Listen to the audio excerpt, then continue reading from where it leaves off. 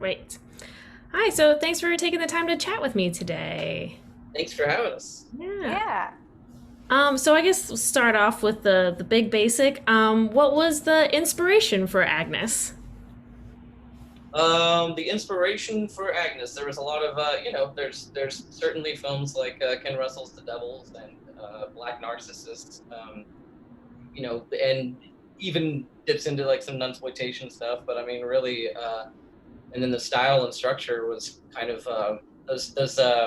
Did you ever see The Crying Game? Yes. Yeah, you know how like or like Dead Presidents, you know what I mean? How it's just like these like movies that they like just did in just that time period for some reason, where they kind of just made like two movies into one and just like put two structures together.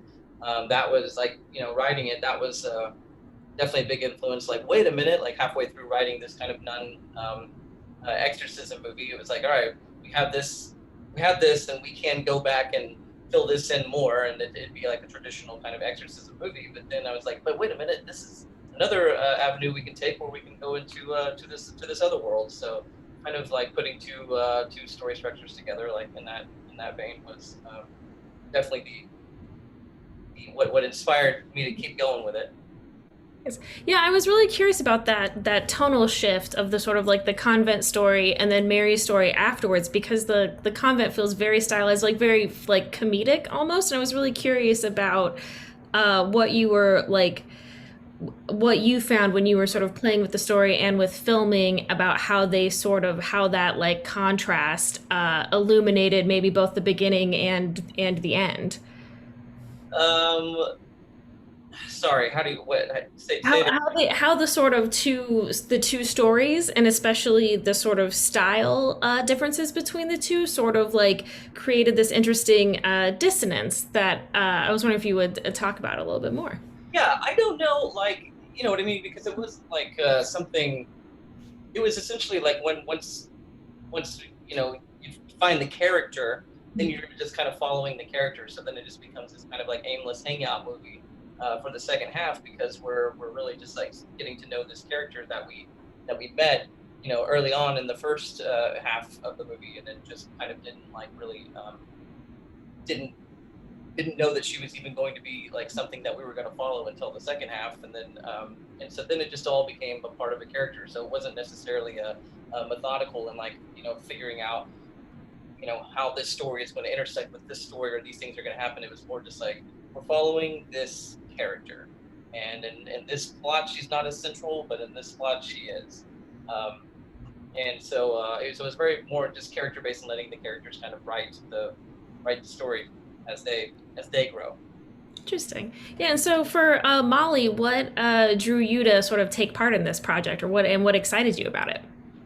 Well, first I want to say, like, talking about characters kind of driving the story, we really allowed the actors to bring their natural talents to the screen. So when we got Zandy Hardig, who plays Sister Honey, to come in and be in the movie, she's hilarious. So the additions that she made is really, we took her lead. We were like, oh my God, like what she's doing and making this full kind of horny nun, like let's go with that. Like let's not hold back for any reasons we might have had before. Let's let this take its natural course.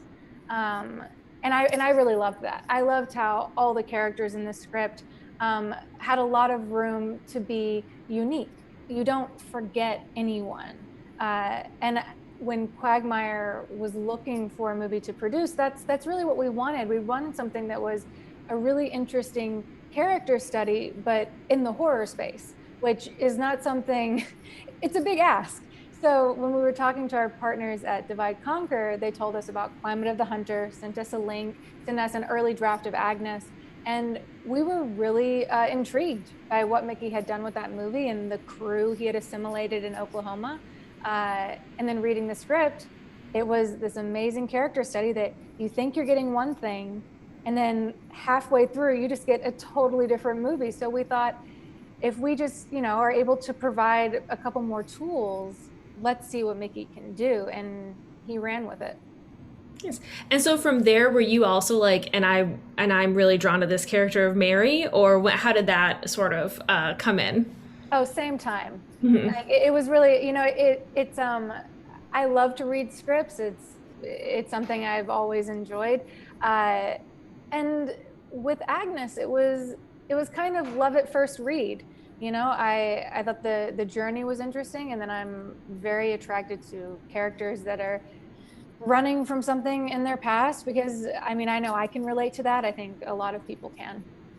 Nice.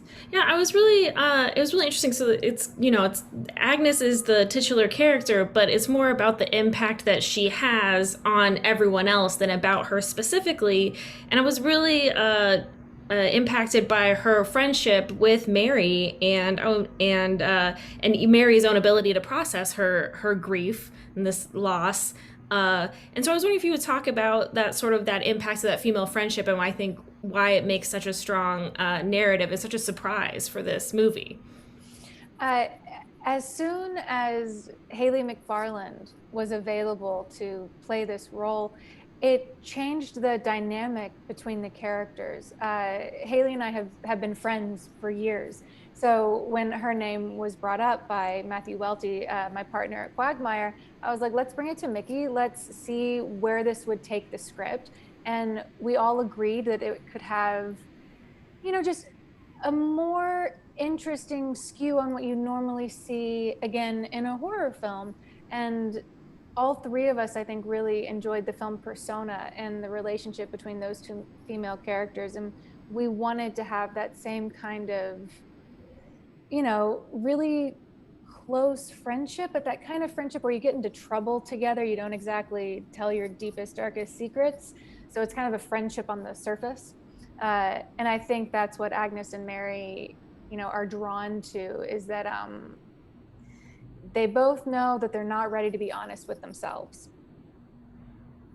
Nice. Yeah, I was also I mean, I think that's strikes for a lot of the characters in the story. Like, I feel like all of them are in a way like possessed by their own sort of figurative demons. Like Father Black has his like ego, as you can tell with his like suits, and like even Paul Sachimo when you find out sort of his specific relationship with Agnes. And I was wondering, Mickey, if you wanted to talk a little bit about sort of this idea of like possession as metaphor, in a sense, and how like the story ends up becoming more about that than about the sort of literal possession that happens at the beginning. Sure. So a lot of stuff like John Selvage and I, when we're writing it, we talk about all of these things. We talk about all of these themes and metaphors and stuff that can be worked into it, but then we don't ever do anything to capitalize on it. We talk about it so it passes, so it still comes out in that way, um, somehow, but we're not, but we're withholding that because we don't want to make it so obviously metaphorical or so obviously just alienating in that way. So it really is just more about the characters and kind of letting them go, and we talk about our own. Um, uh, different themes and stuff that we're working on, and different personality traits that are worked into there. But we're not necessarily purposely working them in, if that makes sense. You Right. know, Yeah, like, they they exist, and they exist in the way that you're talking, but also there's room to kind of create your own backstory for them to that degree.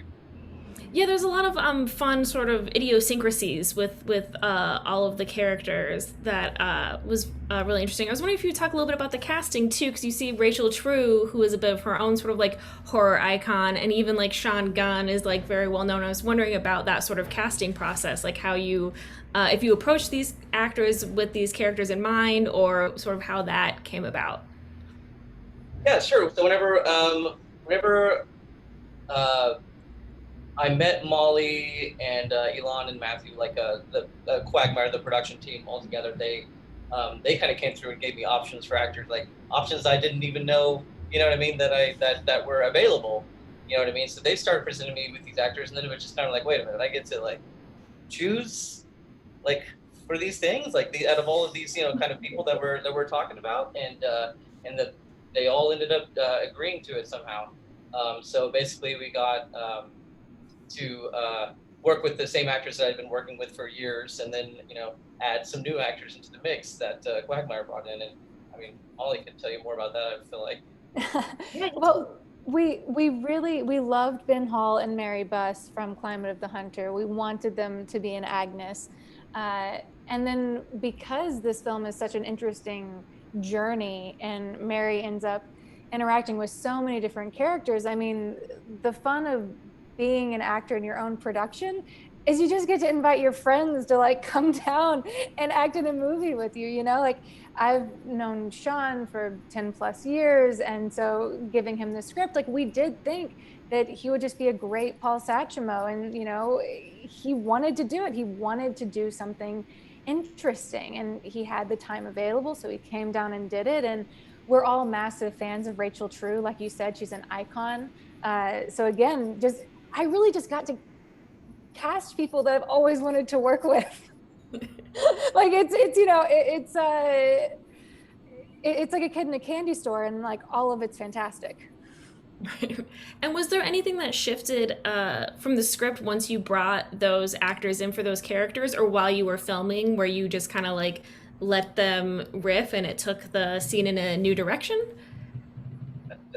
You know, yes, they all added their own kind of personality to it, and you know, I'm just game to let people do whatever, to some degree. And but really, the only thing that really changed from the script wise was when we did add Haley, and that's the friendship elements that we were talking about with Mary and Agnes weren't really in the script before, but once she was cast, and then it became then it was Molly and Haley had their relationship. It was like, let's work that into that. So that was kind of like stuff that was added specific to the casting.